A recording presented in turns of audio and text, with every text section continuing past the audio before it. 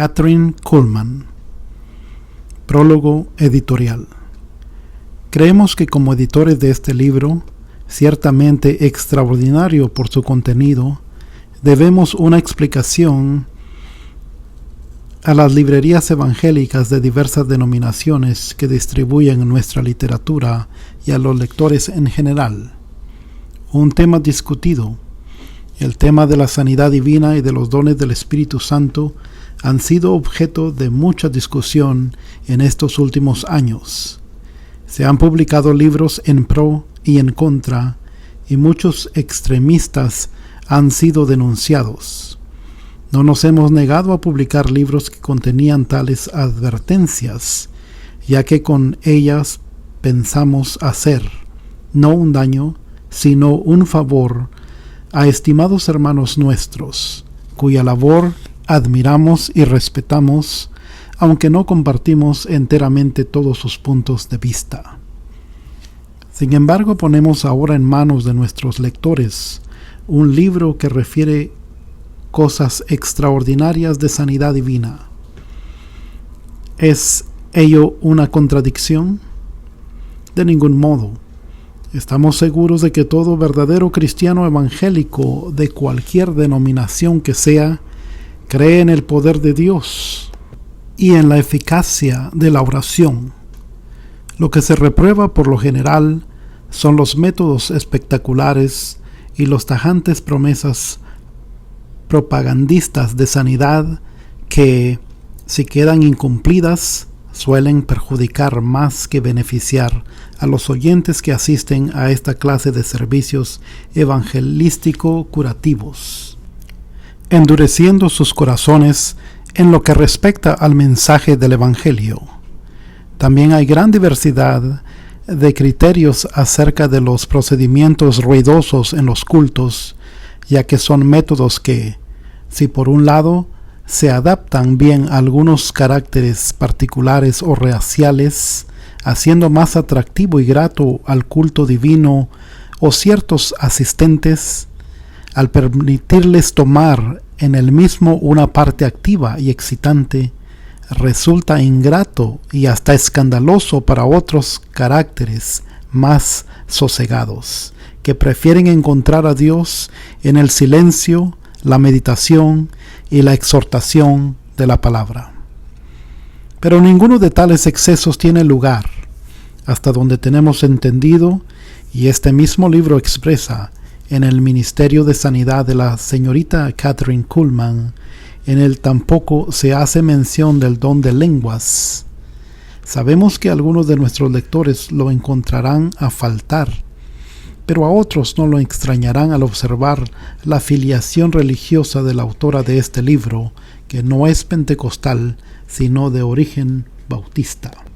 Por consiguiente, la publicación de estos relatos no tiene por objeto fomentar los puntos de vista de una denominación cristiana evangélica en detrimento de otras, sino enfatizar el valor de la oración y el poder de Dios de un modo actual y efectivo en medio de un mundo materialista que lo está negando. Desconocemos los recursos de Dios. También es necesario ese énfasis para muchos cristianos que no rehúsan creer en el poder de Dios, pero hacen poco uso de la oración, porque consideran a Dios enteramente atado a sus propias leyes. Pero, ¿a cuáles leyes si los mismos científicos no cesan de decirnos que las que la ciencia ha descubierto hasta ahora no son sino una parte muy pequeña de lo que quedó por descubrir? Ante tales reconocimientos, ¿por qué hemos de oponernos a la idea de que Dios puede llevar a cabo, aún en nuestro siglo, cosas que ni nosotros ni la ciencia pueden explicar? Lo que importa es cerciorarse concienzudamente sobre la autenticidad de tales hechos extraordinarios ocurridos en respuesta a la oración. A tal respecto, la autora menciona no solamente los nombres de las personas beneficiadas en la sanidad divina, sino también los hospitales en cuyos archivos se conservan los informes clínicos anteriores y posteriores a los casos que se narran. Datos que inspiran confianza. Uno de los detalles que nos impresiona favorablemente es que las curaciones referidas en este libro no tienen siempre lugar en reuniones públicas, ni de un modo repentino o espectacular, sino que en muchos casos se produce en respuesta a la oración, una mejora inexplicable clínicamente que se convierte en un breve tiempo en curación absoluta, la cual, y este es el mejor indicio, permanece y perdura aún después de muchos años de ocurrido el extraordinario fenómeno. La señorita Kathryn Kuhlman no viaja de un país a otro exhibiendo sus habilidades curativas. Muchos pacientes de países lejanos lo lamentan, pero ella dice que prefiere quedar en un solo lugar porque así se hace más fácil la comprobación científica de todos los casos.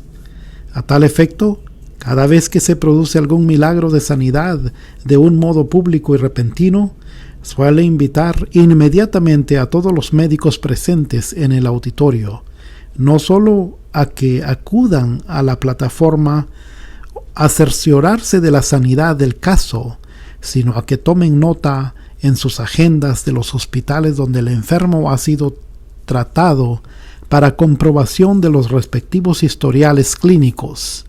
Pero aun cuando la señorita Kathryn Kuhlman no viaje de un país a otro, tiene marcado interés en que sea fomentado no solo en los Estados Unidos, sino también en otros países la fe en el poder de Dios y la eficacia de la oración, pues como indica repetidamente en este mismo libro, no cree que su persona física sea indispensable para la operación de verdaderos milagros. ¿Por qué no ocurren más prodigios? Posiblemente muchos lectores se preguntarán, ¿por qué tienen lugar estos casos extraordinarios precisamente en Pittsburgh, Pensilvania, en relación con el ministerio de la señorita Kathryn Kuhlman? Hay millones de cristianos en el mundo que oran a Dios por sus enfermos. ¿Por qué no ocurren milagros con más frecuencia en otras partes? ¿Es que no hay otros cristianos dignos de que el poder de Dios actúe de un modo actual y directo en su favor? Los lectores observarán en la introducción y en todo el curso de este libro que la señorita Kuhlman es la primera en declarar que sus oraciones no son mejores que la de las otras personas, que lo que ocurre en relación con su ministerio no es algo que dependa de su propia persona, sino que Dios es el mismo para todos los que le invocan. Sin embargo, leyendo con atención estos relatos, observamos en las personas favorecidas o en sus intercesores unas cualidades de fe práctica que quizá no hemos alcanzado nosotros. Nos cabe la duda de si no es nuestro orgullo, temor de caer en ridículo, lo que nos impide creer a Dios en toda la extensión de sus promesas. Por nada en el mundo queremos ser tildados de extravagantes o fanáticos, y aunque esto es justo para honrar la fe que profesamos, llegamos al extremo opuesto de poner toda clase de cortapisas al ejercicio práctico de la fe en un mundo cada vez más necesitado de ella. Un mundo tal como Cristo y sus apóstoles lo describieron en el tiempo inmediato a su segunda venida. Lucas 18:8, 2 Timoteo 3:1 y 2, Primera de Pedro 3:3 al 14 y Judas 18. Un mundo que necesita ser desafiado como nunca por una fe sincera y robusta, por más que escasa. Cada vez es más indispensable intensificar el espíritu de oración, de dedicación al Señor y a nuestros prójimos, de consagración y de fe práctica y eficaz entre los verdaderos hijos de Dios de cualquier iglesia o denominación cristiana. Con tal propósito ha sido publicado el presente libro, para que su lectura estimule a los cristianos a orar más eficazmente y con perseverancia hasta mover montañas de dificultad y de dolor por medio de la oración de fe. Sin embargo, quisiéramos también recordar con insistencia que nadie se desaliente si la respuesta tarda o no llegase a venir. La autora enfatiza el hecho de que la misma fe es un don de la soberana gracia de Dios. Por lo tanto, lo que importa no es un esfuerzo desesperado para sacar fe de donde sea. Tampoco debe juzgarse que la dilación o ausencia de milagros es siempre resultado de alguna culpa, falta de fe. De ningún modo. Dios es soberano y obra como y cuando quiere. Sabemos que Él se complace en responder a las súplicas de sus hijos, pero no olvidemos que para Dios el tiempo presente es solamente el primer acto del drama eterno de cada vida humana. No en vano escribió el apóstol Pablo: no mirando nosotros las cosas que se ven, sino las que no se ven, porque las que se ven son temporales, mas las que no se ven son eternas.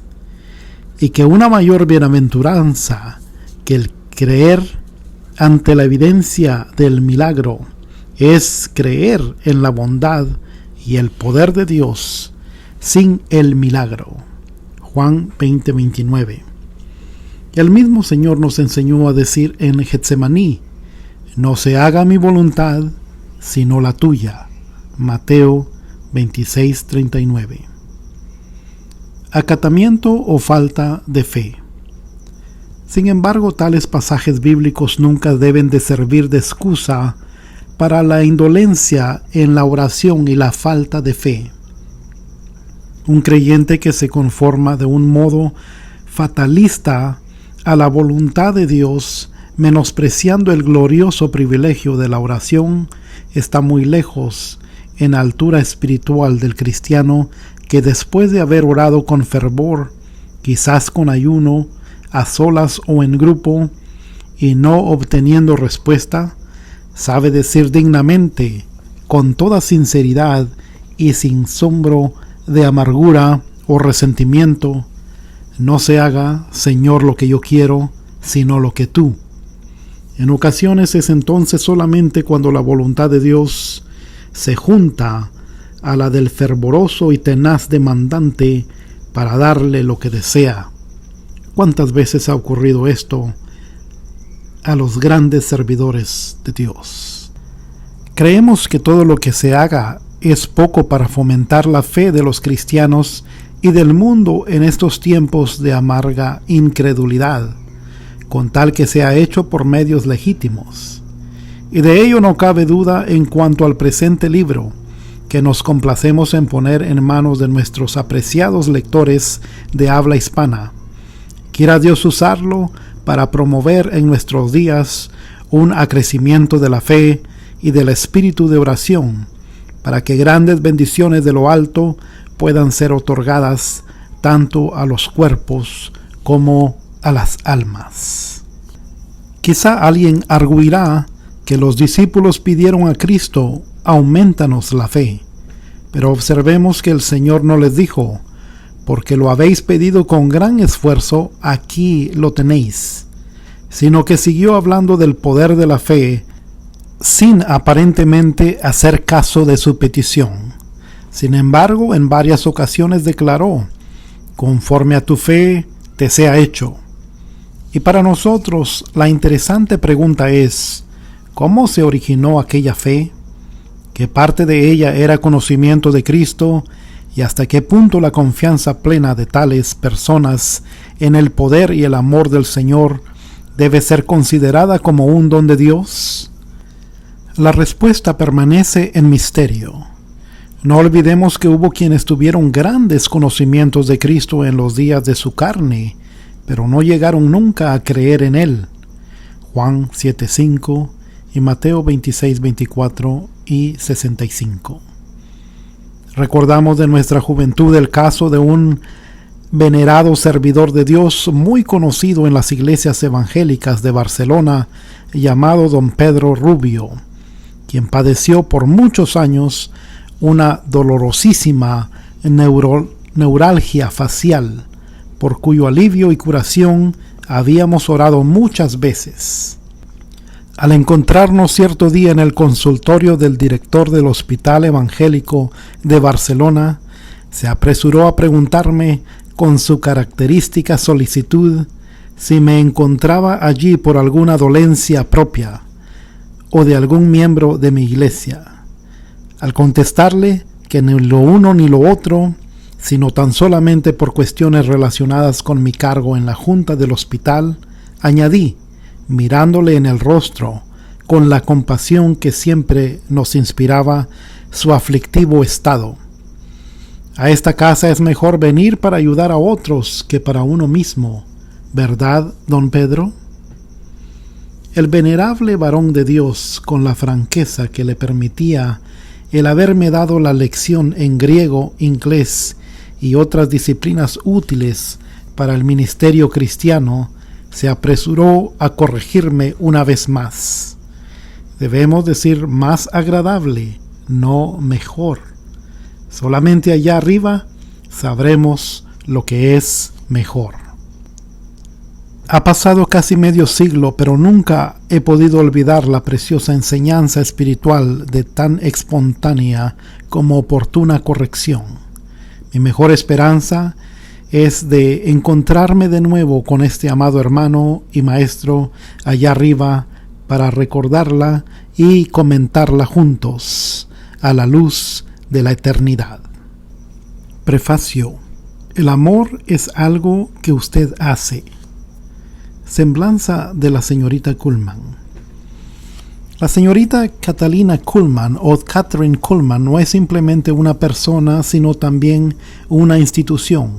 Aun cuando está ordenada para el ministerio evangélico, no se considera ni pastor ni evangelista. No obstante, centenares de personas la consideran su pastor y muy pocos evangelistas tienen la ardiente pasión de esta mujer de ver a las almas salir de la oscuridad. Hace más de 14 años que vino a Pittsburgh, Pensilvania, en un caluroso 4 de julio, después de alquilado el auditorio de la biblioteca Carnegie, propiedad de la ciudad, el primer edificio edificado por Andrés Carnegie, y ha estado allí desde aquel entonces. Durante los 14 años pasados, miles han llenado el auditorio, no meramente buscando la salud de sus cuerpos, sino la liberación del pecado y la solución a sus problemas. Catherine Kuhlman desaprueba fuertemente la idea de que su ministerio está dedicado solamente o primordialmente a la sanidad del cuerpo. Subraya claramente este punto en cada servicio, porque cree sinceramente que la salvación del alma es el más importante de todos los milagros. No hay fanatismo en estos cultos. Frecuentemente reina tal quietud que el más mínimo rozar de un papel podría ser oído. La señorita Kuhlman atribuye esto al hecho de que la palabra de Dios es el fundamento sobre el cual ha edificado su ministerio, y ella está firme en su creencia de que si uno se ciñe a la palabra de Dios, encontrará poder sin necesidad de fanatismo. No tiene edificio propio. Constantemente exhorta a aquellos que encuentran la salvación en sus reuniones a que regresen a sus iglesias y sirvan al Señor con todo su corazón. A los que no tienen una iglesia, les sirve de instrumento para edificar su carácter cristiano.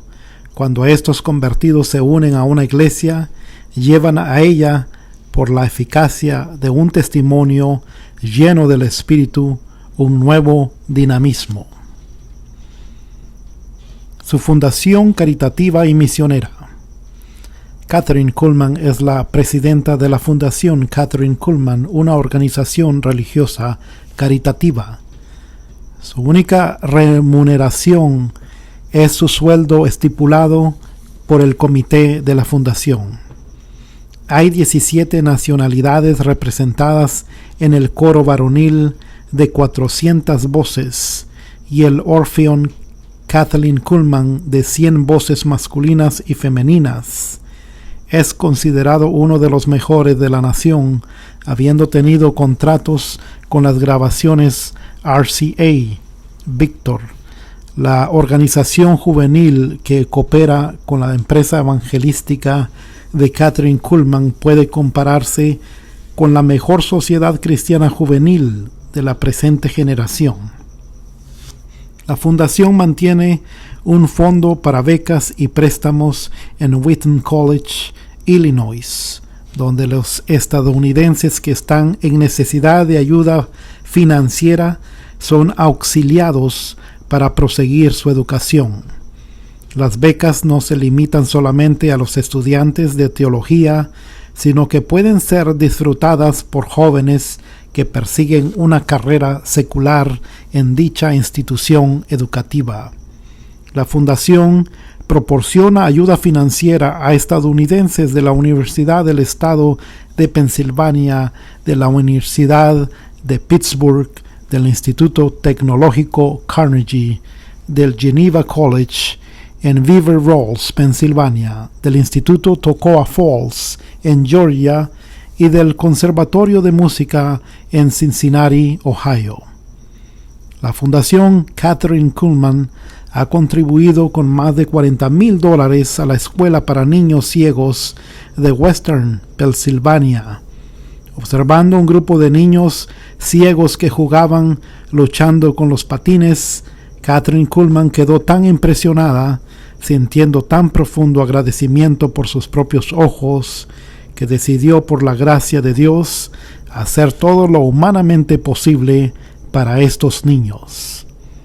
El Dr. Alton Kloss, superintendente de la Escuela para Niños Ciegos de Western Pennsylvania, al expresar su agradecimiento, escribió: «Cada día, al andar por los edificios de la escuela primaria, la secundaria y el jardín de niños, yo veo su mano, brillantes escritorios nuevos y otro mobiliario confortable, platos, cortinas, patinetas, vagones. Todo atestigua el hecho de que Kathryn Kuhlman ha recogido a nuestros niños ciegos en sus brazos. Su generosidad ha sido una bendición a todos nosotros en la escuela de niños ciegos, y su bondad es una verdadera fuente de inspiración». La Fundación Kathryn Kuhlman ha levantado y está sosteniendo un extenso proyecto misionero en Coney Island, a unas 40 millas de la costa de Bluefield, Nicaragua, en Centroamérica. Después de construir la iglesia principal en la isla, se están haciendo planes para una ampliación a otros varios centros, los cuales serán pastoreados por diversos nativos, educados por otros misioneros en Nicaragua y en los Estados Unidos. La visión de Kathryn Kuhlman no ha ido tan lejos que olvidar a los necesitados de su propia tierra natal. Un avicultor recibió un cheque de más de $1,900 para ser dedicados a la compra de pollos durante un mes, los cuales fueron entregados a familias necesitadas de alimentos. Dichas aves del corral representan solamente una pequeña parte de su ayuda benéfica. Las patatas se reciben por toneladas y los enlatados por cajas. Hay un centro bien repleto cuyos estantes son constantemente abastecidos con comida para personas y familias que se encuentran en situaciones precarias. Ninguna publicidad se da jamás a la distribución de alimentos, ropa y asistencia a los necesitados.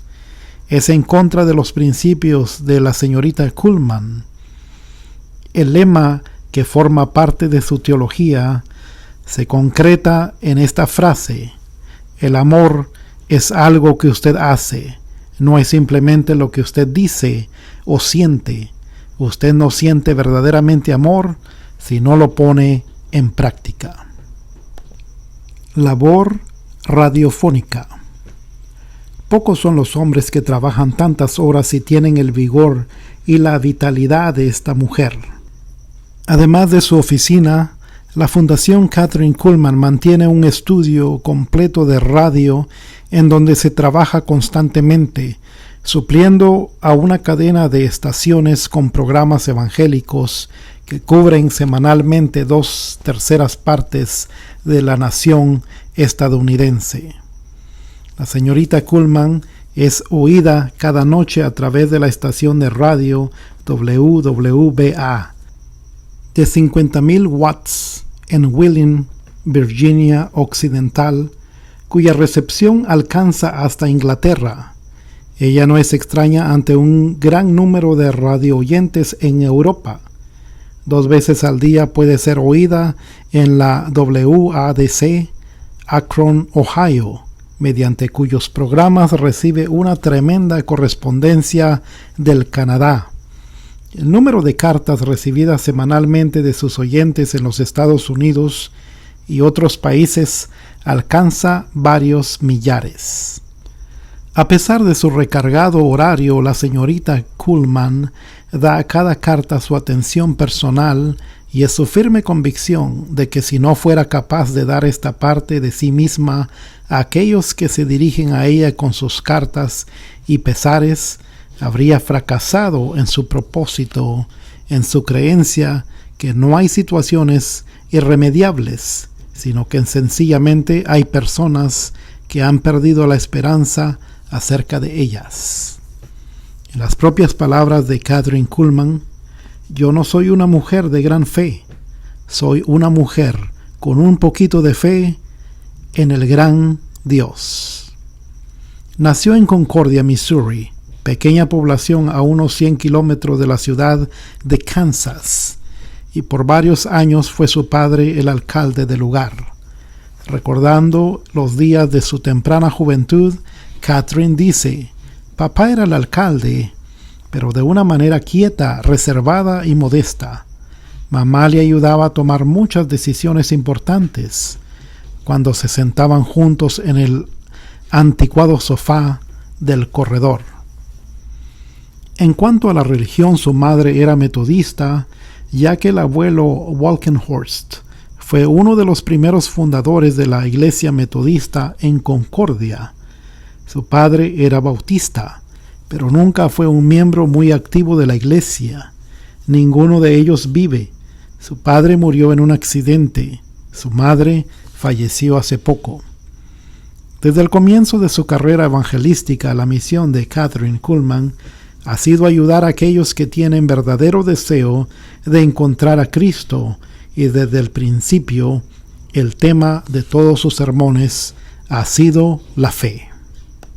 Origen del movimiento de milagros en respuesta a la oración. Fue hace 15 años en Franklin, Pensilvania, que los miembros de su congregación repentinamente empezaron a declarar sanidades espontáneas durante sus servicios.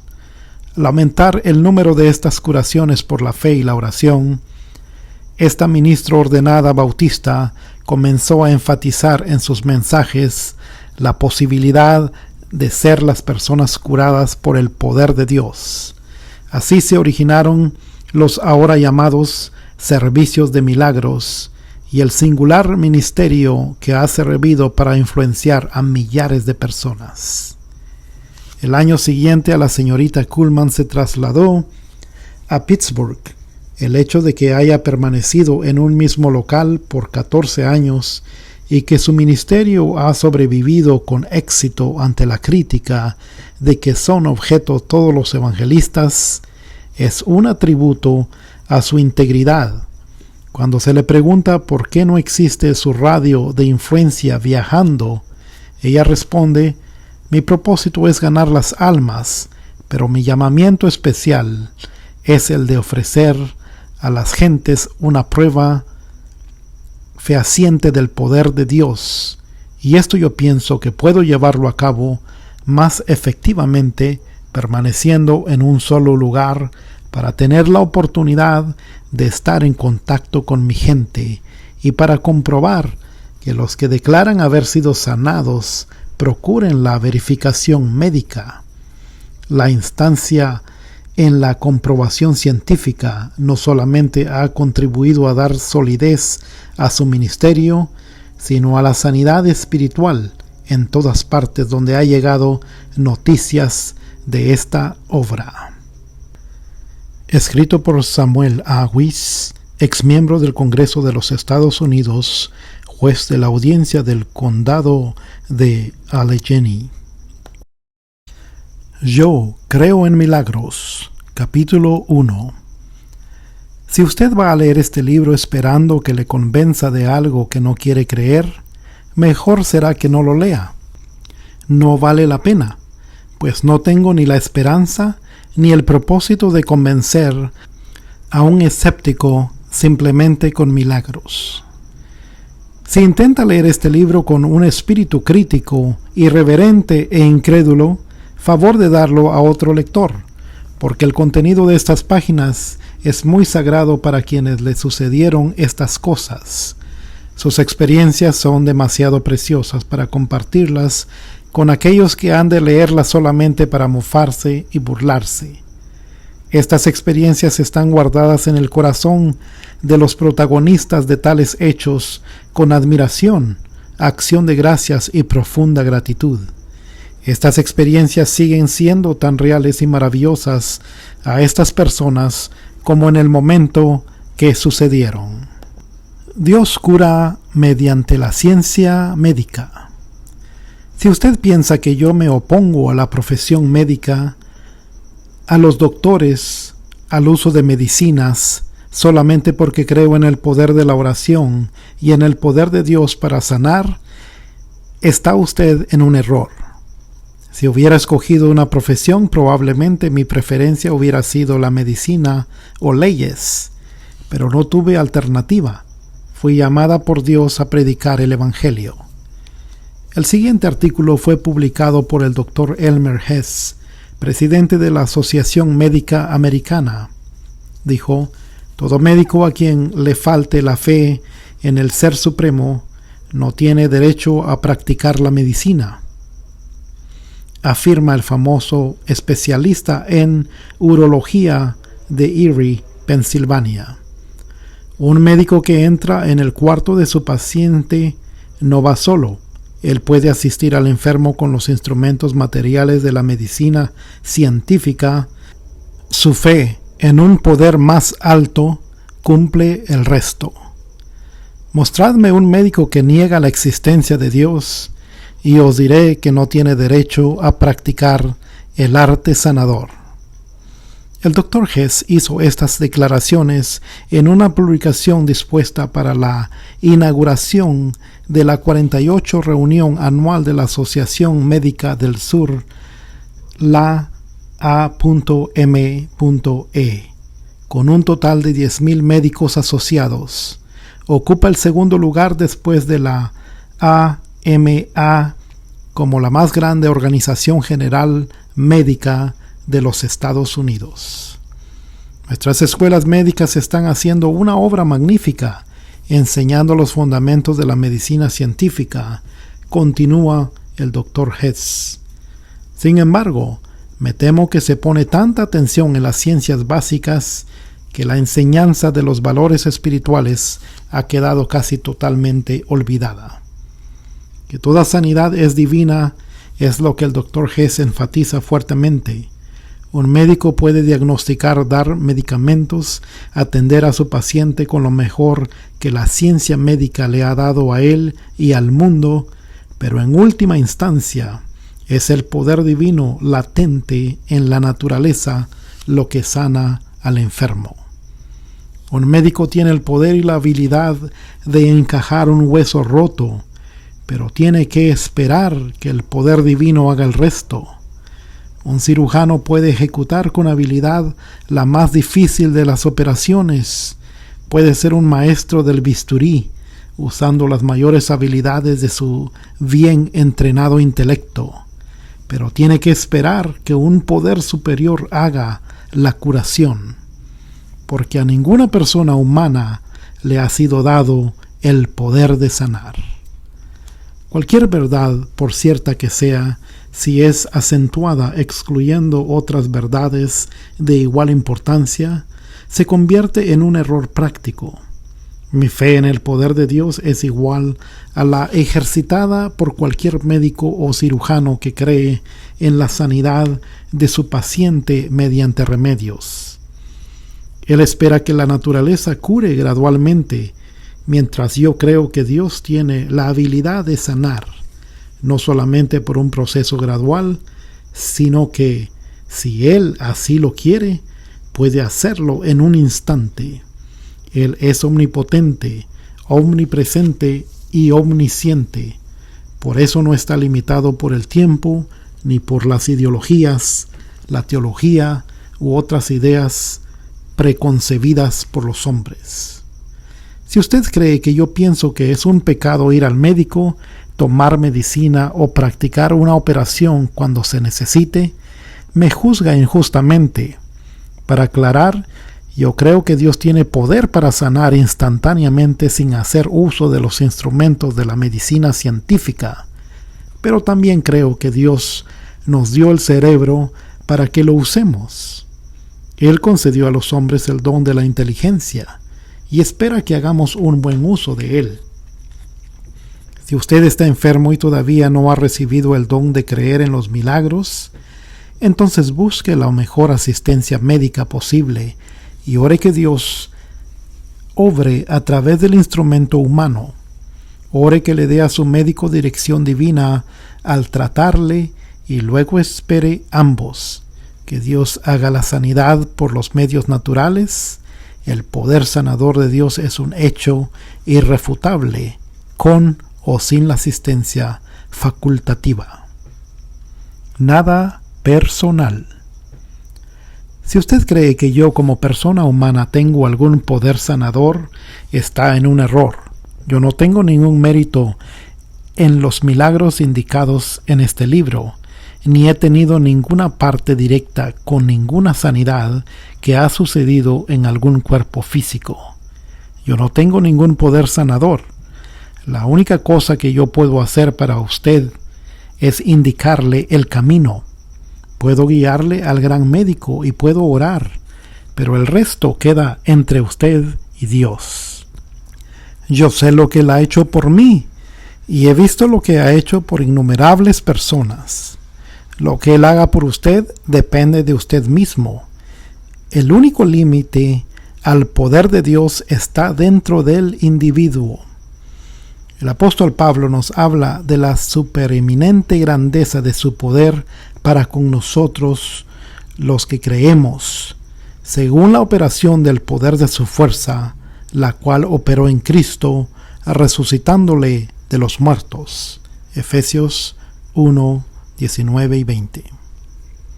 Cuando la Sagrada Escritura habla de la grandeza de su poder, no se refiere al poder que dio existencia al universo, a pesar de ser tan grande, sino más bien al poder que fue manifiesto al levantar a Jesús de los muertos. La resurrección de Cristo fue, y nuestra resurrección con Él será, la demostración de poder más grandiosa, el milagro más estupendo en el mundo jamás que haya conocido y conocerá. El apóstol Pablo escribió: y si Cristo no resucitó, vana es entonces nuestra predicación, vana es también nuestra fe, mas ahora Cristo ha resucitado de los muertos. 1 Corintios 15, 14 y 20. El cristianismo se basa en milagros. La validez de la fe cristiana se apoya en un milagro supremo. La piedra angular sobre la cual toda la superestructura del cristianismo se eleva o cae depende de la verdad de este milagro. La resurrección de Jesucristo Si esta fuera falsa, confiesa el apóstol Pablo, toda la estructura cae, y es entonces seguramente como dice, vana nuestra predicación, vana nuestra fe. Ninguna otra religión se ha atrevido jamás a proponer este desafío. Ninguna se ha arriesgado a apelar a los milagros y a basarse en un milagro, porque Cristo vive, nuestra fe no es vana, nuestras predicaciones no son en vano, y la maravilla de las maravillas es que esta grandeza abundante de poder está a nuestra disposición. No hay ningún poder en nosotros. Todo poder le pertenece a Él. El milagro de la resurrección de Jesucristo, el Hijo de Dios, es una realidad. Dios ha prometido también en el futuro el milagro de la resurrección de nuestros cuerpos mortales. Por lo tanto, es bien lógico creerle a Él en lo que se refiere a los milagros de menor importancia relacionados con la sanidad actual de nuestros cuerpos. Dios no tiene personas ni medios exclusivos. Si usted cree que yo no reconozco los métodos sagrados de sanidad usados en diferentes iglesias, se equivoca. El poder del Espíritu Santo no está confinado a ningún lugar o sistema. No nos atrevemos a hacernos tan dogmáticos en nuestro pensamiento, en nuestra enseñanza y en nuestros métodos, que excluyamos toda verdad de igual importancia. Por ejemplo, reconocemos que Dios dio el don del Espíritu Santo el día de Pentecostés y en la casa de Cornelio, sin hacer uso del rito de la imposición de manos. Pero en el avivamiento de Samaria, Hechos 8:17, y en el avivamiento de Efeso, Hechos 19:6, los creyentes fueron llenos con el Espíritu mediante la imposición de manos. El ser dogmático en uno u otro sentido y hacer de ello un tema de disputa es un gran error. Jesús vio a un hombre que había nacido ciego, según se refiere en el 9º capítulo del Evangelio de Juan. En este caso particular, el Señor escupió en tierra, hizo lodo con la saliva y ungió los ojos del ciego con el lodo, diciéndole: «Ve a lavarte en el estanque de Siloé». Fue entonces, se lavó y regresó viendo. Sin embargo, en otra ocasión, cuando Jesús llegaba a Jericó, Lucas 18:35, curó a un ciego que estaba al lado del camino mendigando. En este caso no se refiere que el Señor le tocara la cara, y estamos seguros que tampoco le puso lodo en los ojos. Jesús le habló y le dijo: «Recibe la vista, tu fe te ha salvado». E inmediatamente fue curado. Ambos eran ciegos. Ambos recibieron la vista, pero un método diferente fue usado en cada caso. Santiago, bajo la inspiración del Espíritu Santo, escribió: ¿Está alguno enfermo entre vosotros? Llame a los ancianos de la iglesia y oren por él, ungiéndole con aceite en el nombre del Señor. Y la oración de fe salvará al enfermo, y el Señor lo levantará, y si hubiese cometido pecados, le serán perdonados. Santiago capítulo 5, 14 y 15. Pero también leemos que en la iglesia primitiva el Espíritu Santo obraba con un poder tan grande que sacaban los enfermos a las calles, en colchones y esteras, para que al pasar Pedro, a lo menos su sombra cayese sobre alguno de ellos. Y aún de las ciudades vecinas, muchos venían a Jerusalén trayendo enfermos y atormentados de espíritus inmundos, y todos eran sanados. Hechos capítulo 5, verso 15 y 16. Esta es una prueba concluyente de que el poder del Espíritu Santo no se limita a un solo lugar o sistema. Si usted cree que yo dudo de la espiritualidad de algún ministro del Evangelio porque no esté de acuerdo conmigo con respecto a los milagros, de nuevo se equivoca. No ha comprendido que la razón de nuestro compañerismo es más profunda que la verdad tocante a la sanidad del cuerpo humano. Está basada en algo más importante, la salvación por medio del arrepentimiento y la fe en la sangre derramada de Jesucristo. Un cuerpo y un espíritu, como fuisteis también llamados en una misma esperanza de vuestra vocación, un Señor, una fe, un bautismo, un Dios y Padre de todos, el cual es sobre todos, y por todos y en todos. Efesios capítulo 4, verso 4 al 6. Toda sanidad es divina, sea física o espiritual, pero de las dos es un hecho innegable que la sanidad espiritual es la más importante y muy superior a lo material. Nicodemo se sentía impresionado por lo que Jesús le dijo acerca de este milagro espiritual y preguntó: ¿cómo puede hacerse esto? Este es el misterio que nuestra pequeña mente tiene que dejar en las manos de Dios.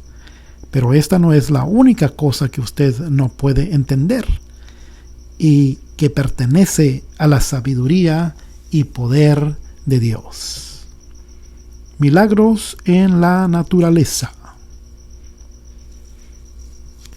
Explique la electricidad. No podrá. ¿Pero querrá usted sentarse en la oscuridad hasta que pueda hacerlo? Nadie sabe exactamente lo que es la electricidad, pero nadie se priva de usarla, solamente porque no entiende los misterios electrónicos. Dígame cómo se convierte la comida en energía dentro del organismo. Si usted no lo sabe, ¿se negaría a comer? Dígame cómo Dios toca un puñado de tierra limpia en medio de una arboleda y de pronto salen las violetas a perfumar el ambiente. Usted paga 10 centavos por un sobrecito de semillas. Por 10 centavos usted compró un milagro. Usted tiene en su posesión 10 centavos de algo conocido solo por Dios. En esta agitada era moderna, con frecuencia hemos pasado por alto o dado por supuesto los milagros que suceden cada día en nuestra vida. ¿Quién le da la cuerda al cerebro para que funcione? Los grandes especialistas de la neurología quisieran saberlo.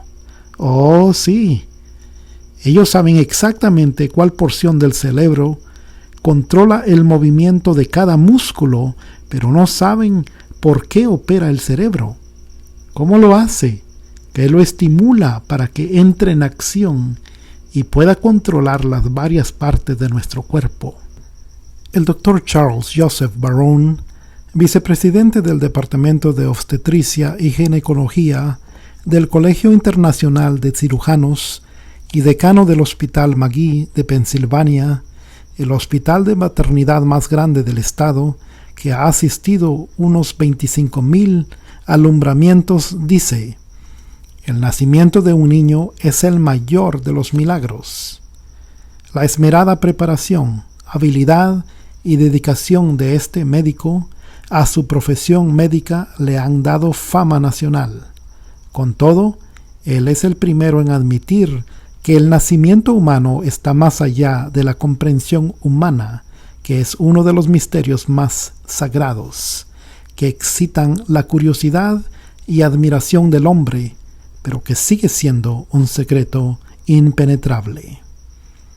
Los estudios embriológicos de la célula humana, dice el Dr. Barone, muestran por anticipado las características del futuro ser mediante los cromosomas y genes que determinarán los ojos, el corazón, las piernas, la nariz o los labios.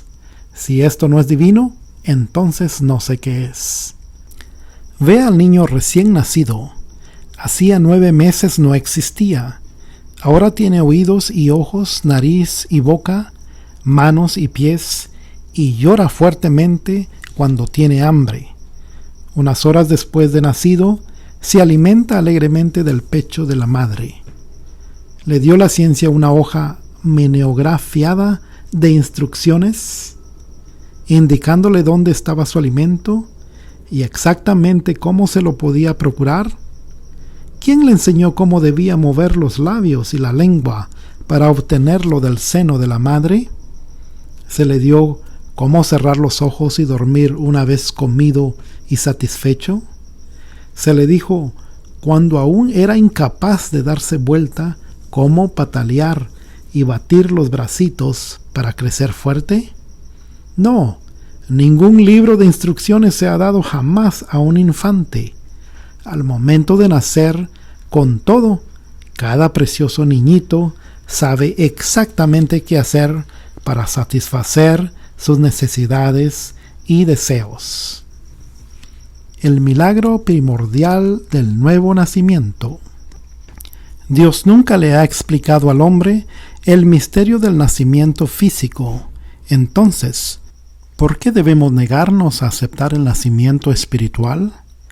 Ambos vienen de Dios. Lo que es nacido de la carne, carne es, y lo que es nacido del espíritu, espíritu es.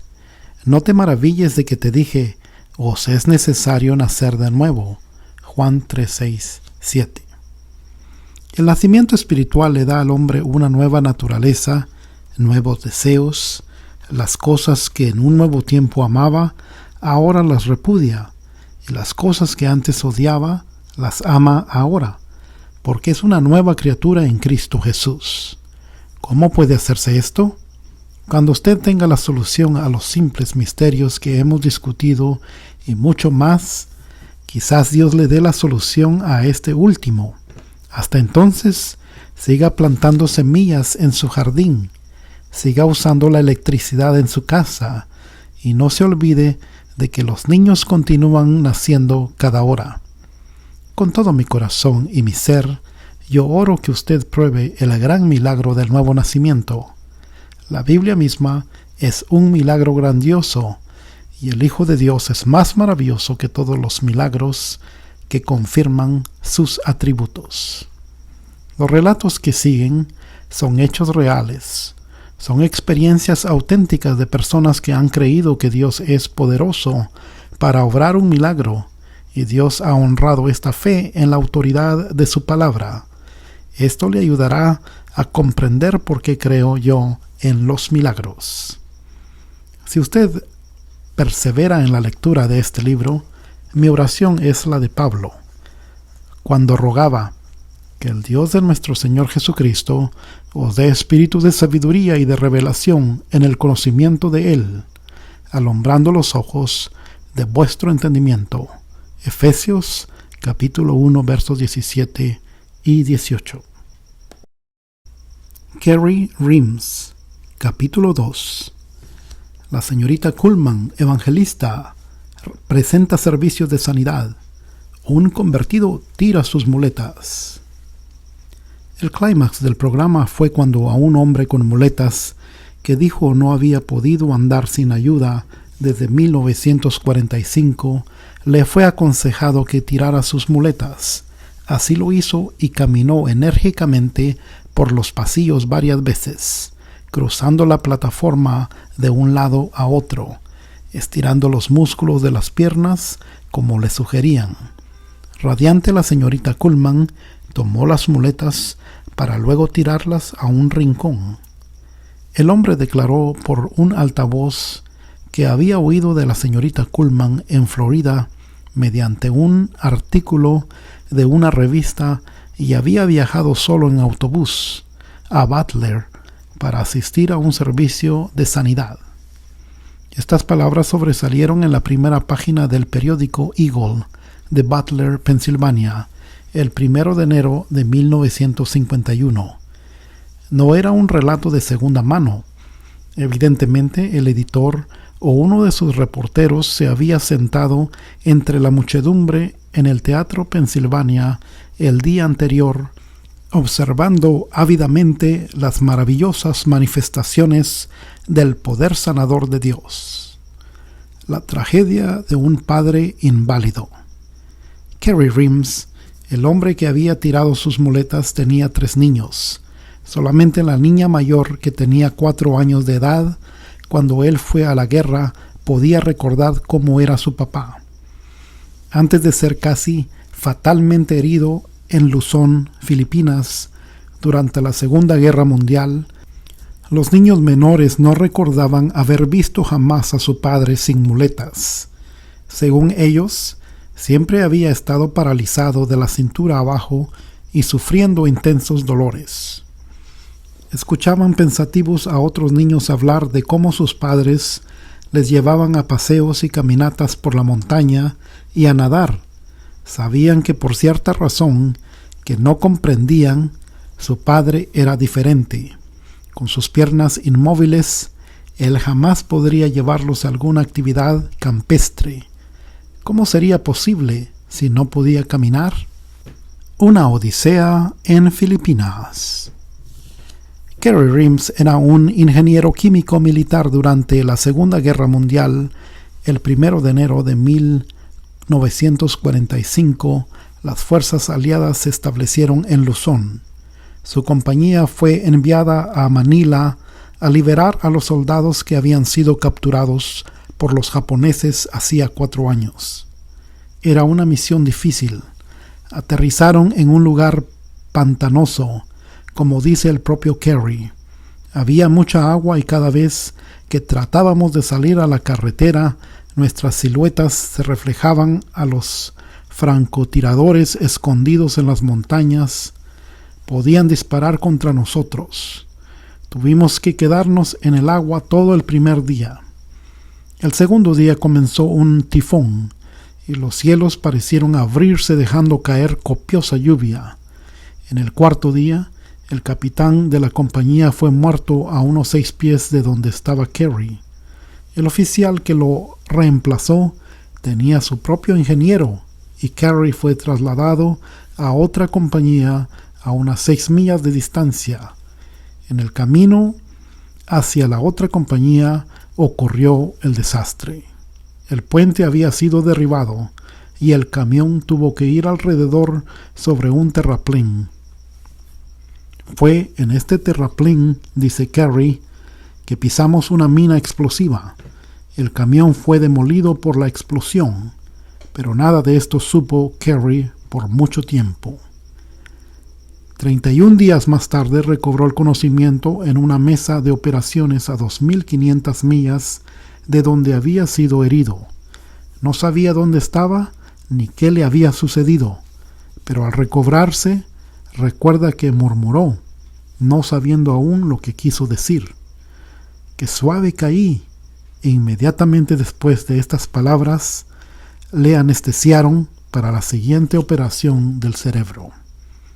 6 semanas después de la operación, fue enviado a casa, más muerto que vivo. Era uno de los 5 sobrevivientes de la compañía entera y dice él, con lágrimas en los ojos, ahora ya serían solo 4, si no hubiera ido a este servicio en el Auditorio Pensilvania, en Butler, aquel 31 de diciembre de 1950. La observación de Kerry, que había caído suavemente, hecha al recobrar el sentido, no podía ser más equivocada. Estaba molido desde la cintura, a través de la pelvis, había perdido el ojo derecho y todos los dientes, quebrada la mandíbula y también 2 vértebras de la espina dorsal. La parte inferior del cuerpo estaba completamente paralizada. Las piernas le colgaban como muertas, sin ninguna sensación, pero en las partes del cuerpo donde todavía podía sentir, el dolor era increíblemente intenso. Cualquier movimiento, recuerda Kerry, me causaba casi una agonía mortal. Y si, por ejemplo, se me enfriaban los pies y la sangre comenzaba a subir, parecía atacar los nervios y el dolor era casi intolerable. Sin control de mi cuerpo y el terrible dolor, la vida parecía no tener valor alguno para mí, excepto por mis hijos. Por amor a ellos realmente no deseaba morir y no me desanimaba. Al mismo tiempo, Kerry sufría de continuas hemorragias y había perdido 30 kilos de peso. 41 intervenciones quirúrgicas. Antes de su curación total en Butler, había sido operado 41 veces. Conocía bien los interiores de muchos hospitales. 2 hospitales del extranjero, luego el Hospital General Latterman de California y un hospital en Georgia. En los 5 años antes de su curación instantánea, había sido hospitalizado varias veces en el hospital del Departamento de Veteranos de Florida. Aunque el cuerpo de Kerry estaba en tan espantosa condición, su mente permanecía clara como cristal, y como dice él, veo ahora que Dios me cuidaba siempre, pues mucha gente sabía que Kerry era un buen ingeniero y no pudiendo salir a trabajar, le consultaban sus problemas de ingeniería, sometiéndole los planos heliográficos. De este modo, aunque no podía dar ni un paso y por muchos meses no pudo ni bajar de la cama, obtuvo distracción y pudo ayudar a su familia. Sin embargo, para diciembre de 1950, su condición física era desesperante. Estaba virtualmente imposibilitado para comer ninguna clase de comida. Sufría de repetidas hemorragias y la vida se le escapaba lenta pero seguramente. Algunas veces tenemos que asirnos a algo, aunque no haya nada de qué asirse, decía él. Y yo había llegado a este estado, estaba sobreviviendo como por un hilo. Faltaban unos pocos días para la Navidad, cuando el médico del departamento de veteranos mandó a Kerry otra vez a Bay Pines, un hospital de la misma administración cerca de St. Petersburgo. Estos médicos del departamento de veteranos son magníficos, dice Kerry. Yo no sé cómo expresar mi gratitud a ellos y a todo el personal de estos hospitales del gobierno. Ellos dan al paciente lo mejor que la ciencia puede ofrecer. Pero esta vez me negué a ir. Recuerdo que dije, no doctor, si me he de morir, quiero pasar esta última Navidad con mi familia. Después de la Navidad, usted puede hacer lo que quiera conmigo. Fue durante estos días, continúa Kerry, que por casualidad leí un artículo sobre Catherine Kuhlman en una revista. Al mismo tiempo recibí cartas de 3 amigos diferentes hablándome de los servicios de sanidad en Pittsburgh. Los 3 me habían escrito preguntándome por qué no trataba de ir a Pittsburgh a uno de los tales cultos religiosos. La ciudad de Pittsburgh, Pensilvania, me era familiar porque mi esposa era de allí y también conocía a Clyde Hill, un empleado de la compañía de taxis de aquella población. Pensé que tal vez podría quedarme con mi amigo si decidía hacer el viaje. Cuanto más pensaba en ello, más comprendía que ir a un servicio de milagros era para mí. Última y única esperanza. El gran problema era cómo llegar allá. No solamente estaba Kerry paralizado, sino también tan débil después de perder tanta sangre por las hemorragias que casi no podía mantener derecha su espalda estando sentado. No se sentía físicamente capaz de viajar bajo ninguna circunstancia. De atreverse a hacer el viaje, sabía que una de 2 cosas le ocurriría: o bien moriría antes de volver a Florida, o bien sanaría. Pero como dice él, al fin decidí que no en vano Dios había tenido mi vida pendiendo de un hilo. Yo creía firmemente que Él me sanaría si tan solo podía llegar a Pittsburgh, y en cuanto estuviera bien, me daría algo que hacer para Él. El 28 de diciembre, jueves temprano por la mañana, Kerry, dolorosa y lentamente, subió a un autobús para ir a Pittsburgh. Unas 36 horas más tarde, llegó al auditorio de Carnegie para asistir al servicio de milagros del viernes. En la puerta recibió un duro golpe. El culto había terminado hacía una hora. Él no se imaginó que daba comienzo a las 9 de la mañana. Completamente exhausto, al borde de un colapso por la debilidad, tanto que ni aun con la ayuda de sus muletas podía pararse, y con un dolor casi intolerable, pensó si podría tan solo durar 2 días más para que su amigo taxista pudiera llevarlo al servicio del domingo en Butler, Pensilvania.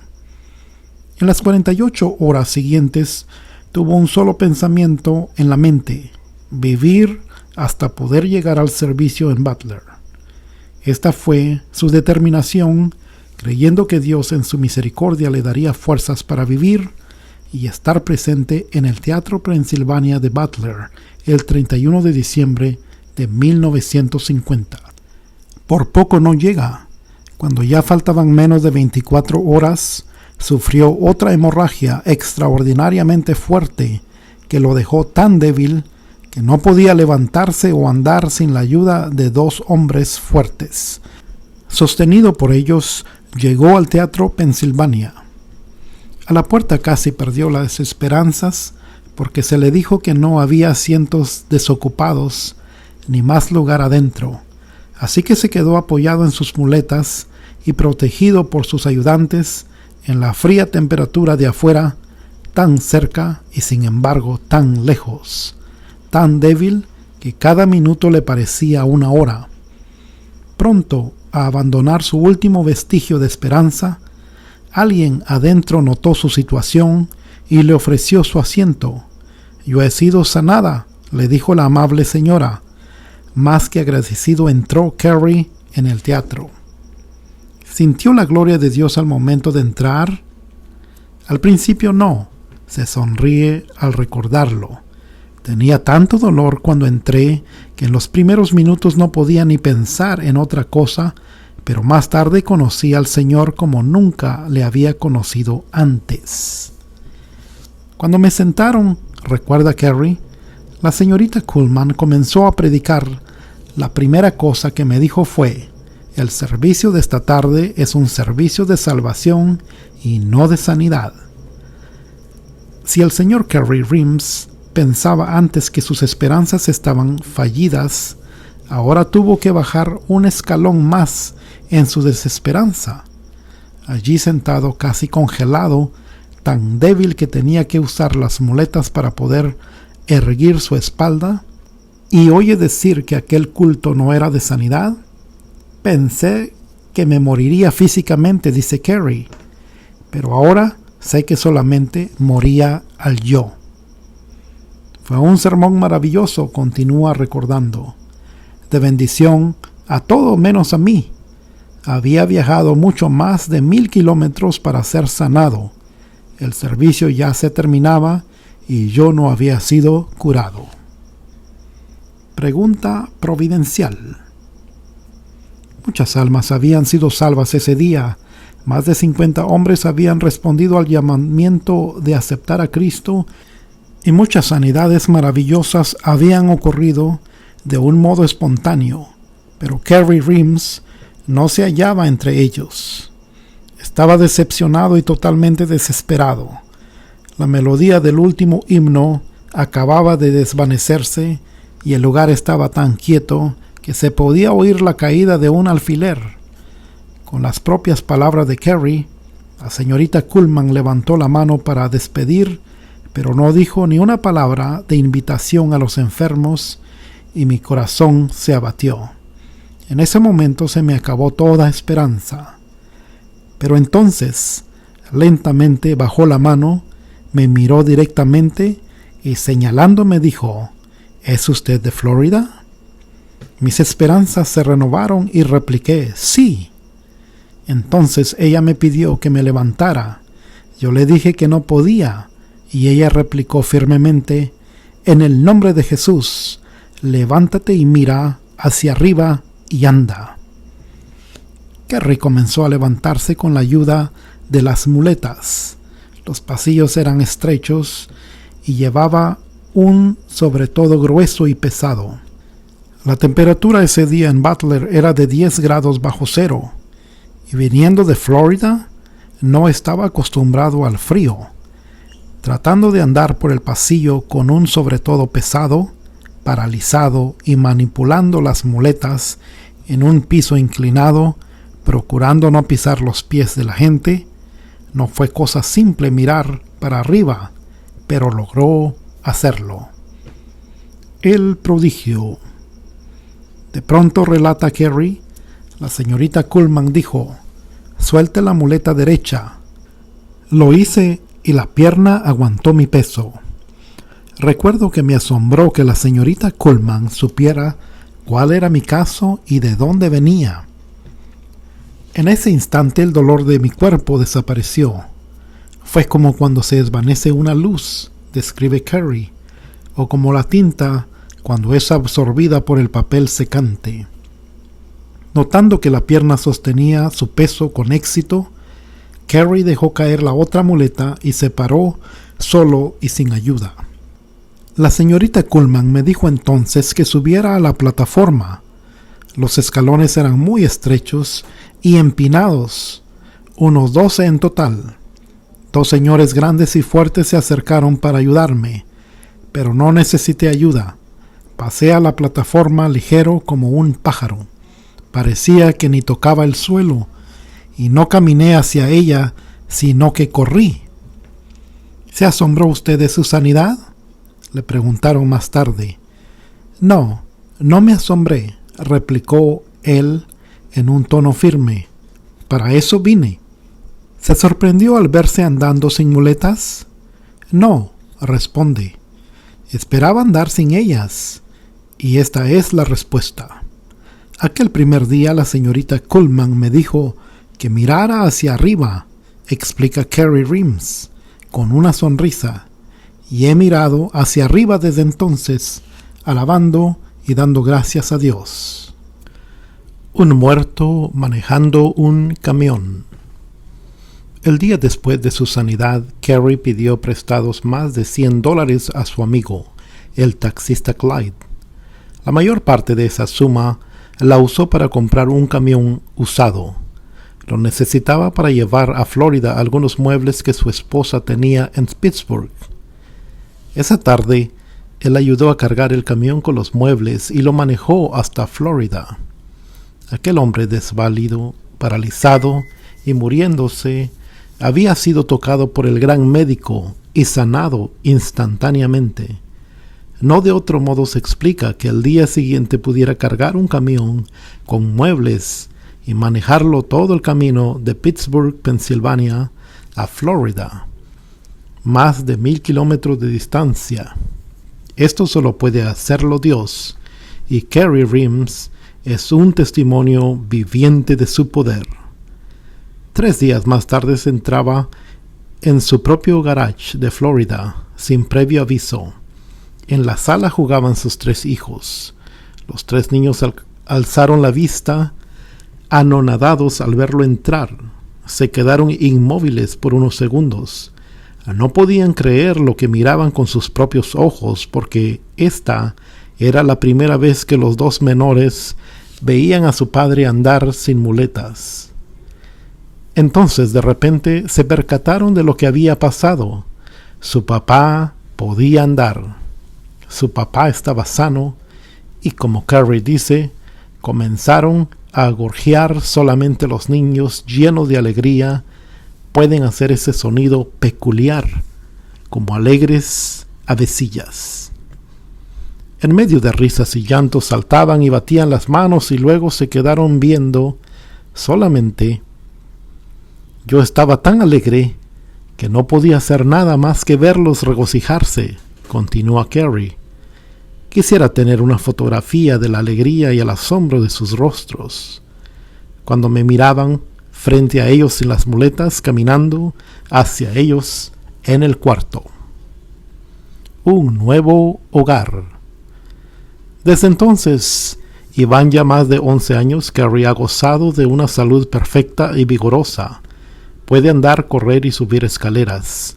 No le queda ni un vestigio siquiera de aquella parálisis. Con los $17 que le quedaron del dinero que había tomado prestado del taxista, emprendió un pequeño negocio, el cual prosperó desde el principio. Carey es un ingeniero consultivo de agricultura y recientemente fue candidato de la Comisión de Agricultura de Florida. Es dueño de su propia casa y da infinitamente más al diezmo bíblico para la obra religiosa. Cada centavo que le queda después de sus gastos absolutamente esenciales para una vida simple, lo da para ayudar a preparar a la juventud con una educación cristiana. ¿Por qué da incansable de su tiempo y esfuerzo en pro de la educación cristiana de la juventud?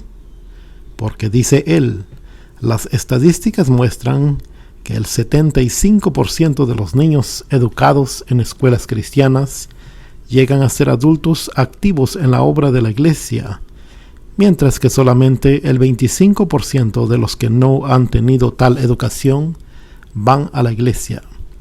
Cuando nos damos cuenta que 3 de cada 4 jóvenes educados en las escuelas cristianas son creyentes, permanecen como creyentes y forman hogares cristianos, comprendemos que lo más importante en el mundo y para el mundo es que los jóvenes reciban este tipo de educación. Había algunos en el auditorio el día que Carey Rims fue sanado que no podían dar crédito a sus ojos. Tan espectacularmente dramático fue este hecho. Yo misma nunca había visto al señor Rims antes. Él había venido de larga distancia y yo no sabía nada de él, para apaciguar alguna duda sobre la veracidad de su sanidad. Investigué cuidadosamente los antecedentes de su vida. Todos los que le conocían le atribuyen un carácter excelente, incluyendo varios jueces. Su condición anterior se halló ser exactamente como él dijo, y sus antecedentes clínicos se pueden encontrar en los hospitales tal como él declaró. Su sanidad es un milagro indiscutible, hecho por un Dios poderoso y misericordioso. El único varón de Carey Rims se halla ahora en su último año de la escuela superior. Tiene una hija que está estudiando para ser enfermera y la menor tiene ahora 13 años. Estos son los niños que gorjearon aquella noche de enero, hace 11 años. Cada noche tenemos nuestra hora familiar. Mis hijos le aman y usted nunca la olvidarán. Nunca deja de hablar de la señorita Kuhlman. Jamás he visto en el rostro de un hombre reconocimiento más grande que el que fue expresado en el rostro del señor Rims cuando dijo estas palabras. Repliqué rápidamente mi convicción que esto es simplemente porque ellos están agradecidos a Jesús por lo que Él hizo por su papá. Le rogué otra vez que aclarara a sus hijos que yo no tuve nada que ver con su curación. Tales milagros siempre se deben al poder del Espíritu Santo y a su poder solamente. Hay una cosa que Dios no comparte con ningún ser humano, y es su gloria. Porque tuyo es el reino, y el poder, y la gloria, por los siglos de los siglos. Amén. Mateo 6:13. Stella Turner, capítulo 3. Herbert Turner no era de temperamento emocional, pero cualquier hombre se pone nervioso estando su esposa en la mesa de operaciones, y Herbert no era ninguna excepción. Mientras esperaba el informe de los médicos, la tensión se hacía más notoria. La noticia fatídica. Había mirado el reloj 1000 veces, pensando en cuánto tiempo se necesitaría para sacar la vesícula biliar, cuando al fin vio acercarse a los 2 cirujanos. Una mirada al rostro trémulo de los médicos le llenó de temor. Antes de que él pudiera hacer alguna pregunta, uno de ellos dijo: «Siento muchísimo tener que decirle esto, señor Turner, pero su esposa tiene cáncer». Asombrado por un momento, Herbert quedó en silencio, preguntando luego, ¿Dónde tiene el cáncer? ¿Lo sacaron todo? El cirujano movió la cabeza y con voz conmovida explicó, está por todo el cuerpo, el hígado, el estómago, la vesícula y el páncreas. El cáncer está tan esparcido y el estado de ella tan grave que no pudimos operarla. ¿Cuánto tiempo le queda?, dijo Herbert en una voz que no parecía la suya. 6 a 8 semanas, fue la respuesta. Podrá salir del hospital en 9 o 10 días. La única cosa que puede hacer por ella es mantenerla cómoda hasta que llegue el fin. A Herbert le pareció que el mundo se derrumbaba. Herbert Turner, que trabajaba para el Departamento de Rentas Públicas en Massillon, Ohio, había estado preocupado por su esposa durante algunos meses. Había notado su pérdida de peso de 61 a 47 kilos. Había observado su incapacidad para comer hasta que finalmente no retenía ni un caldo en el estómago, y la había visto sufrir periodos frecuentes de un dolor indecible.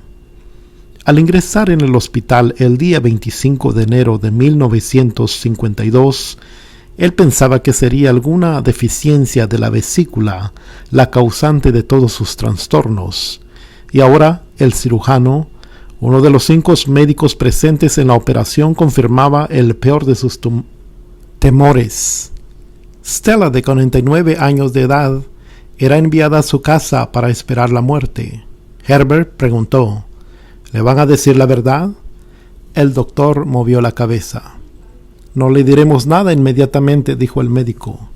Cuando tengamos el informe completo del patólogo, le explicaremos que tiene un tumor maligno que no pudimos extraer en esta ocasión. Cuando le explicaron esto unos días más tarde, la paciente no se engañó ni por un instante. Entendía completamente las complicaciones de un tumor inoperable. Stella estaba para volver a su casa el domingo. Después de 9 días en el hospital, la noche del miércoles anterior a su llegada, Herbert, su hija y su cuñada se hallaban sentados en casa después de su visita al hospital. Estaban en silencio, embargados de tristeza por la inevitable muerte de Stella. De repente, la hermana de Stella dijo, escribamos una petición de oración por Stella a Catherine Kuhlman. Ante la perplejidad de Herbert, su cuñada le explicó que una amiga le había mencionado los servicios y los programas de radio. Un quizás salvador. La medicina nada puede hacer ahora, recordó su cuñada. Quizás esto pueda. Herbert asistía a la iglesia con regularidad y ambos creían en la oración, pero ninguno de los dos había oído jamás acerca de la sanidad divina. Creíamos que esto ocurría solamente en los tiempos bíblicos, dice él. No sabíamos que estaba sucediendo ahora. Al escuchar a la cuñada hablar de los servicios de sanidad divina de los viernes, Herbert exclamó, ¿qué esperamos entonces? Si enviamos la petición de oración esta misma noche, llegará a tiempo para el culto del viernes. Así fue que escribieron la petición, y a las 3 de la mañana Herbert fue a la estación de ferrocarril a poner la carta en el buzón. Yo estaba desesperado, dice el señor Turner. Sabía que en lo único que podíamos poner nuestra fe era en Dios. Yo creía en el poder de la oración.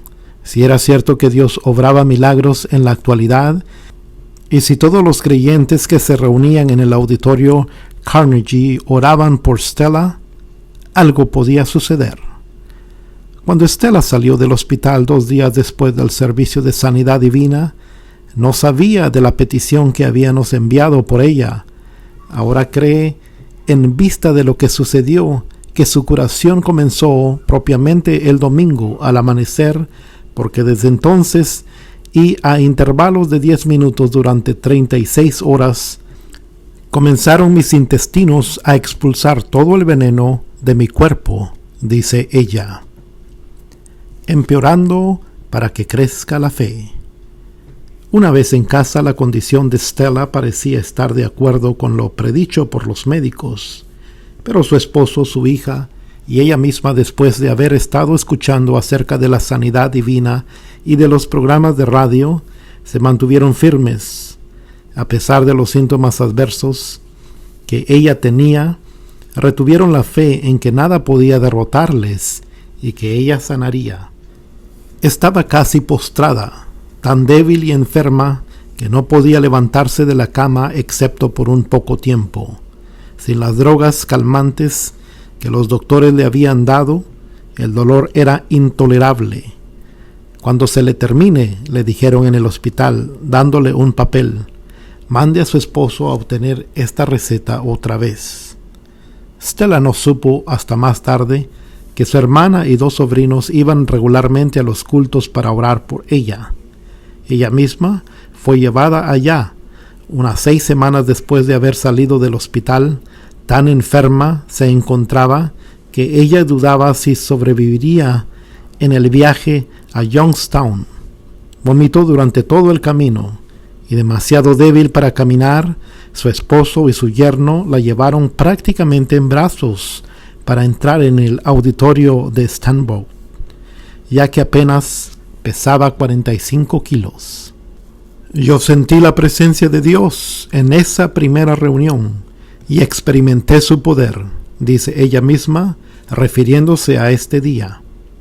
Después de esto, cada domingo, no importa cuán enferma se encontrara, hacían el viaje a Youngstown. Aunque no fue sanada instantáneamente, su condición comenzó a mejorar lentamente. No había podido comer más que unas cuantas cucharadas de caldo por algunos meses, pero al regreso a casa el tercer domingo pidió a su esposo detenerse y comprar algunas legumbres frescas. Él protestó: «Tú no puedes comer nada de eso». «Sí puedo», dijo ella, «yo sé que puedo». Y esa tarde se comió un buen plato de legumbres sin hacerle daño. La siguiente semana le pidió a su esposo detenerse para comer en un restaurante de Youngstown. Allí cenó por primera vez, como no había podido hacerlo desde el principio de su enfermedad. No cabía duda de que mejoraba definitivamente, pero el dolor continuaba. Una noche, a principios de mayo, se le terminó la droga que le habían dado en el hospital y le pidió a su esposo ir a la farmacia a comprar la receta. «Caminé hacia la farmacia», dice Herbert, «y de pronto me pareció escuchar una voz que me decía: Stella no va a necesitar más esas pastillas». Di media vuelta y regresé con la receta en mis manos. Esa receta nunca se compró. Desde aquel día en adelante, Stella nunca más necesitó un analgésico. En un periodo de meses, había recobrado sus fuerzas completamente y, como dice su esposo, desde ese tiempo ella ha podido trabajar más que lo que jamás he visto hacer a 2 mujeres, limpiando paredes, cortando el césped. Al principio casi no podía detenerla de trabajar. Sí, dirá el escéptico, pero el cáncer es una enfermedad que a veces presenta periodos latentes. ¿Cómo sabe que no es esto lo que le ha sucedido a ella? ¿Cómo asegura usted que ya no hay cáncer en el cuerpo de esta mujer? He aquí las razones. El 1 de junio de 1955, 3 años y medio después de la sanidad anteriormente expuesta, se puso enferma y el médico diagnosticó otra vez trastornos vesiculares. Ella no se preocupó porque sabía que los que Dios sana permanecen sanos, y su esposo e hija compartían su fe. Volvió al mismo hospital y fue visitada por la misma junta de médicos que la había atendido antes, los cuales recomendaron una operación urgente. Aunque ella creía que estaba curada y que se trataba de una indisposición pasajera, consintió en la operación. Para la gloria de Dios, según explicó después. Pero esta vez las cosas fueron muy distintas. Cuando dos médicos salieron de la sala de cirugía para hablar con el esposo, una vez más les vio acercarse. Eran los mismos doctores de antes. Al aproximarse observó su expresión para adivinar lo que dirían, pero esta vez el rostro de los médicos no estaba deprimido ni severo, sino que mostraba una curiosa mezcla de júbilo y asombro. ¿Qué hay?, preguntó Herbert. No hay cáncer, fue la respuesta. ¿Cómo explican ustedes esto?, preguntó Herbert, ansioso de escucharles. Hay solamente un modo de explicarlo, contestaron. Alguien superior a nosotros ha tratado a su esposa. Nada, excepto huellas cicatrizadas, quedaban donde había estado el cáncer. Los órganos que antes habían estado dañados ahora estaban completamente sanos y en perfecta condición. No había ninguna indicación física de actividad cancerosa en el cuerpo de Stella Turner. Tal como antes le hicieron exámenes en el laboratorio del hospital de Massillon para confirmar su diagnóstico, pero esta vez, en vista de las circunstancias, mandaron también muestras a un laboratorio de Columbus, Ohio. Los resultados fueron negativos. ¿Se habrían equivocado en el primer diagnóstico? No. Ninguno de los médicos aceptó esta posibilidad, porque 5 cirujanos habían asistido a la primera operación y habían visto con sus propios ojos la condición del cuerpo de la señora Turner. Alguien podría preguntar, ¿por qué tuvo que sufrir esta segunda operación? 3 años y medio después de la sanidad del cáncer, yo estoy segura que Dios permitió su nueva indisposición para probar positivamente que el cáncer había desaparecido. Solamente la cirugía podía demostrarlo a aquellos que tuvieran dudas. Stella se recuperó de la operación de la vesícula con una rapidez que asombró más a los médicos. Cuando volvió al médico de la familia después de un mes para un examen, éste le abrazó diciendo: «Comparto de veras su alegría. Usted y su familia son vivos ejemplos para todos nosotros de lo que la fe puede hacer». La vida de los Turner ha sido muy distinta desde la sanidad de Stella. Constituyen una familia mucho más unida que antes. Y cada uno de ellos vive más cerca del Señor. Asisten con regularidad a los servicios religiosos de la señorita Coleman, así como a los de su propia iglesia. Stella nunca pierde uno de nuestros programas de radio, y mientras que por años Herbert solamente podía escuchar el programa en los días libres, ahora está jubilado y juntos escuchan cada día los programas de rodillas, en oración y con hacimiento de gracias. Leen su Biblia diariamente y testifican ampliamente del poder de Dios en sus vidas. El esposo, la esposa, los médicos, la predicadora, ninguno de nosotros sabe lo que sucedió ni cómo sucedió. Solamente sabemos que Dios lo hizo, y esto es todo lo que necesitamos saber. Oh Cristo Jesús, nos quedamos asombrados delante de tu presencia. No podemos contar cómo se han hecho estas cosas. No podemos analizar las obras del Espíritu Santo. Solamente sabemos que por tu poder estos milagros se han verificado, y por el resto de nuestra vida te daremos a ti la alabanza, la honra y la gloria de la cual eres digno para siempre jamás. Jorge Orr, capítulo 4. Era un domingo por la mañana. Para miles de personas era solamente otro domingo, pero para Jorge Orr sería uno de los días más significativos y emocionantes de su vida. 21 años y 5 meses antes de este día, Jorge había sufrido un accidente en la fundición donde trabajaba, en Grove City, Pensilvania. Accidente en los altos hornos de fundición. Incontables veces durante los años que Jorge había trabajado en los altos hornos, había repetido la misma rutina sin contratiempos. Llenaba un vertedor relativamente pequeño del hierro fundido del tanque al lado del horno de fundición, y él y 2 hombres más lo llevaban a un lugar dispuesto para verter el hierro en los moldes que debían hacerse ese día. La mañana del 10 de diciembre de 1925 se le llenó el vertedor más allá de lo acostumbrado. De regreso al horno, vieron que había quedado una pequeña cantidad de metal en el vertedor. Se apresuraron entonces, antes que se solidificara, a devolverlo al gran depósito que estaba casi rebosando con metal recién fundido. Al verter el hierro, salpicó.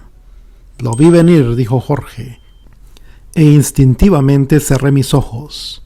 Pero un párpado no es protección contra el hierro fundido candente. Me quemó a través del párpado y penetró cosiendo el ojo, como dice él. Soportando el tremendo dolor, Jorge fue llevado inmediatamente a la enfermería. La enfermera de la compañía removió sin demora la ya endurecida estilla de metal que había penetrado a través del párpado del tamaño algo mayor que un grano de trigo. Jorge fue enviado urgentemente a un oculista, quien le suministró un analgésico, y meneando la cabeza dijo: «Lo siento, Orr, pero usted no podrá ver jamás con este ojo». 6 meses de sufrimiento le esperaban. El hierro es venenoso y el ojo pronto resultó infectado a pesar de las precauciones del tratamiento suministrado. Era tan intenso el sufrimiento que no podía ni acostarse. Por 6 meses durmió lo poco que podía en la sala de estar para no perturbar al resto de la familia. El año siguiente Jorge consultó a una serie de doctores, incluyendo uno muy famoso de Butler, Pensilvania. Este último, después de examinar el ojo afectado, le internó en el hospital, en donde después de detenidos exámenes se dio el veredicto final. Fue que no vería jamás con el ojo derecho. Por consiguiente, en 1927, el estado de Pensilvania le otorgó una compensación por la pérdida de un ojo en horas laborales. Hacia la ceguera total. Era suficiente haber perdido un ojo, pero para su peor calamidad comenzó a notar que gradualmente el otro ojo se ponía mal. Se le hacía más difícil leer, y mucho antes de que oscureciera, refiere él mismo, tenía que dejar lo que estaba haciendo, simplemente porque no podía ver. Nunca dije nada a mi familia, pero ellos sabían como yo que estaba perdiendo la vista. Jorge fue entonces a un oculista en Franklin, Pensilvania, uno de los más famosos de la nación en aquel entonces. El especialista le explicó lo que sucedía. La ceguera de su ojo derecho había puesto demasiado trabajo en su ojo bueno. A pesar de los anteojos, se había recargado irremediablemente por la necesidad de completar la visión. Jorge investigó de nuevo si era posible que la cirugía pudiera hacer algo en favor del ojo dañado, pero de nuevo la respuesta fue negativa. Las lesiones habían sido demasiado profundas. Jorge iba a ser víctima de ceguera total. Fue a principios de 1947 que la hija mayor de Orr, que vivía en Butler, informó a su padre de unos programas que había escuchado por la radio y sugirió que él y su mamá fueran a uno de estos servicios religiosos. En marzo asistían al primer culto de evangelización y sanidad corporal. «No me convencí la primera vez», dice Jorge. «Yo sabía que había muchos predicadores de sanidad divina que no eran lo que debían de ser, y me puse en guardia. Tenía que estar seguro de este ministerio antes de poder merecer de lleno mi confianza». Esa noche, él y su esposa discutieron largamente sobre el servicio. Jorge reflexionó mucho mientras hablaban y finalmente dijo: «¿Sabes? Estoy seguro que Kathryn Kuhlman tiene algo. Quiero asistir de nuevo y la próxima vez entraré de lleno en el servicio, prestando toda mi atención». Durante los 2 meses siguientes acudieron varias veces y Jorge dice: «Mis dudas desaparecieron cuando vi el alcance y la seriedad de aquel ministerio. Yo supe que era algo real». El 4 de mayo era domingo y los Orr tenían visitas. 2 de sus hijos casados vinieron con sus familias y habían planeado una comida especial de domingo para la 1 en punto. Una visita providencial. Hacia las 12, unos amigos de ellos se detuvieron. Era una pareja joven que iba rumbo al servicio. «Pensamos que tal vez ustedes quisieran venir con nosotros, Jorge. ¿Por qué no?», le preguntaron. «No», dijo Jorge. «Tenemos visitas y no hemos comido todavía. Además, es muy tarde. No hallaríamos asientos». Pero sus hijos, sabiendo que de no estar ellos allí, su padre hubiera asistido a la reunión, insistieron en que sus padres fueran y ellos finalmente consistieron. Subieron en el automóvil de sus amigos. Llegaron tarde y el culto había dado comienzo. La sala estaba llena y ya se habían resignado a quedarse de pie por las 3:30 o 4 horas que solían durar aquellos cultos especiales de domingo. Cuando vieron en la cuarta fila de la sección del centro 4 asientos exactos, vacíos. «Parecía que estos asientos nos habían estado esperando», dice Jorge. «Entramos y nos sentamos». Muchos fueron los sanados ese día, pero Jorge no se encontraba entre ellos. Entonces, dice él, la señorita Kuhlman dijo algo que yo no había oído nunca antes. Dijo que la sanidad era para todos exactamente igual como la salvación del alma mediante la fe. Una oración concisa. Sí, es así, pensé y dije: «Dios, sana mi ojo, por favor». Yo no pedí por ambos ojos. Eso fue todo para Jorge Orr. Inmediatamente el ojo ciego le comenzó a arder intensamente. Aunque tenía fe de que Dios le sanaría ese ojo, Jorge no se percató de inmediato de lo que estaba sucediendo. Su párpado quemado en aquel accidente tenía la forma de una letra V. Frecuentemente, al bajar las pestañas, se le enterraba en el ojo causándole dolor y ardor. Jorge pensaba que lo mismo le estaba ocurriendo ahora, pero luego notó que una señora estaba a su lado. Le miraba insistentemente la pechera del abrigo. Él bajó la vista para ver qué veía allí y se dio cuenta de que estaba completamente mojada con lágrimas que salían copiosas de su ojo. «Recuerdo cuando avergonzado me sentí», dice Jorge, sonriendo, «y cuán rápidamente saqué el pañuelo y limpié el abrigo». La reunión fue despedida y Jorge se levantó y trató de andar por el pasillo, pero notó que no podía caminar derecho.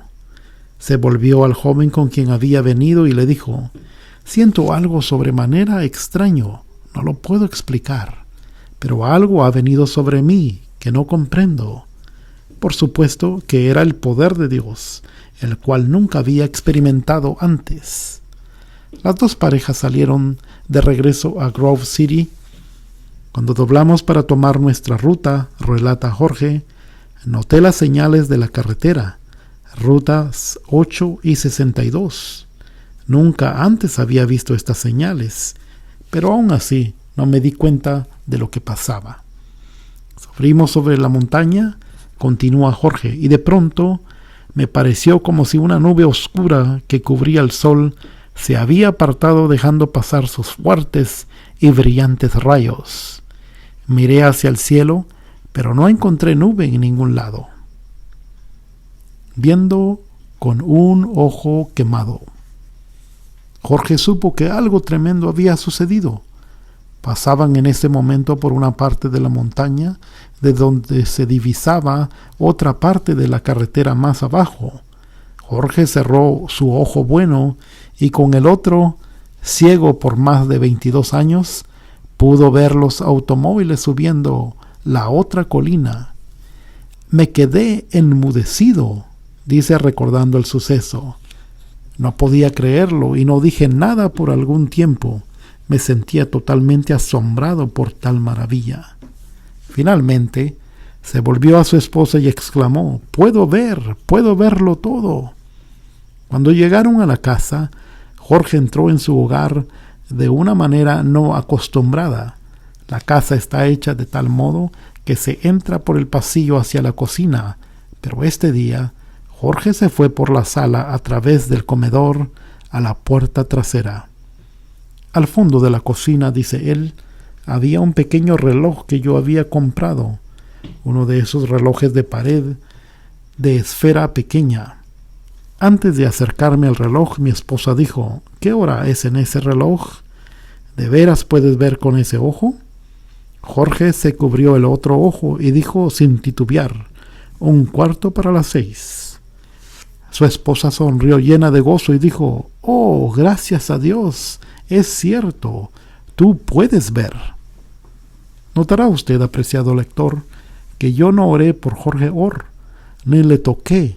Su sanidad le llegó sin saberlo yo, cuando se hallaba sentado en el auditorio esa tarde de mayo de 1947.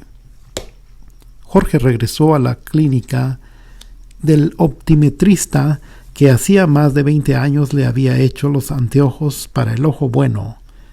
Se encontró con que el doctor que conoció entonces había muerto y otro le había sucedido en el puesto. Jorge le pidió que examinara su ojo, pero antes dijo: este ojo tiene una gran historia. Bueno, pues, escuchémosla, fue la respuesta del doctor. Pero antes de narrar su experiencia, Jorge le preguntó: ¿cree usted en la sanidad divina?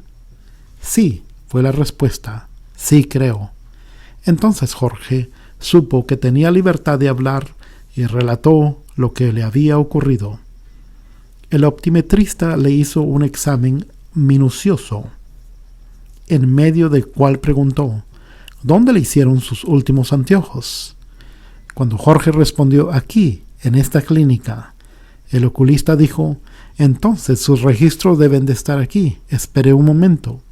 Fue a la oficina de adentro y regresó con el dossier del antiguo cliente, leyó y releyó los informes, a la vez que miraba a Jorge muy intrigado. Volvió los documentos a su lugar y completó el examen, al final del cual dijo: señor Orr, la cicatriz de su ojo derecho ha desaparecido completamente. Pasando a preguntar: ¿sabía usted cuán extremadamente mala era la condición de su otro ojo la última vez que fue examinado? Jorge, recordando su gran temor de quedar completamente ciego, afirmó con un movimiento de cabeza: bien, dijo el optometrista, usted ha sido sanado maravillosamente, no solo de un ojo, sino de ambos ojos. ¡Feliz jugarreta! Unas 2 semanas después de su sanidad, Jorge decidió hacerle una broma al médico que lo había atendido en Butler cuando estaba en el hospital. O sea, el doctor que había dado su informe a la mutua de seguro social, mediante el cual obtuvo la compensación del Estado por la pérdida total de su ojo.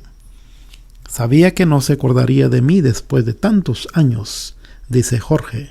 Así que llevé a mi esposa y puse en mi bolsillo el certificado de compensación. Entré en la oficina del doctor como un mero cliente y le pedí que examinara mi ojo. Después del examen, Jorge preguntó: bien, ¿cómo me encuentra? En perfecto estado, dijo el médico. Un ojo supera un poco al otro, pero es una insignificancia. Mis propios ojos, explicó el doctor, están en ese mismo estado. Su ojo izquierdo es perfecto. El derecho tiene una visión de 85% normal. Con esto, Jorge sacó de su bolsillo el carnet de pensionado por la pérdida total de un ojo. El doctor leyó el documento maravillado, diciendo repentinamente: Esto es grandioso. Esto es realmente grandioso.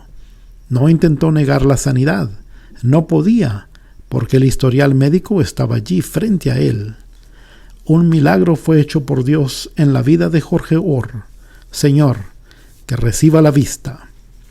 Había sido su súplica, y tal como al ciego Bartimeo hace cerca de 2000 años, la respuesta vino: vete, tu fe te ha salvado. Marcos 10:52.